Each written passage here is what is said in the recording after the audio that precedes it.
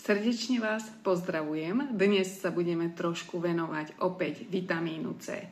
Mnohí z vás viete, že účinnejšia forma vitamínu C je lipozomálny vitamín C a účinnejší je preto, lebo jeho zložky sú obalené v takej tukovej dvojvrstve, ktorá sa potom z čreva lepšie vstrebáva a tým pádom je oveľa lepšia účinnosť a využiteľnosť tohto vitamínu C. Z klasického vitamínu C sa vám vstrebe veľmi malé množstvo, darmo si dáte 1000-2000 mg, vstrebe sa len veľmi malá časť, okolo 300 mg a zvyšok sa vylúči z tela. Takže je zbytočné dávať si megadávky nelipozomálneho vitamínu C v tabletkách.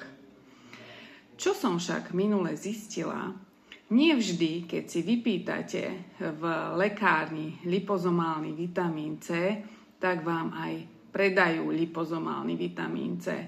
Je to naozaj skúsenosť z minulého týždňa, kedy jedna zákazníčka si vypýtala lipozomálny vitamín C v lekárni a predali jej úplne obyčajné C, ktoré s lipozómami nemalo nič spoločné. Takže vždy si skontrolujte zloženie a keď potrebujete na 100% vedieť, ktoré je účinné, kvalitné a dobré lipozomálne C, tak máme toto lipozomal CAPS C, ktorý mnohí poznáte a môžete si ho zabezpečiť. Prajem vám všetko dobré a vždy si sledujte, čo vám kde predajú, či je to to, čo ste chceli.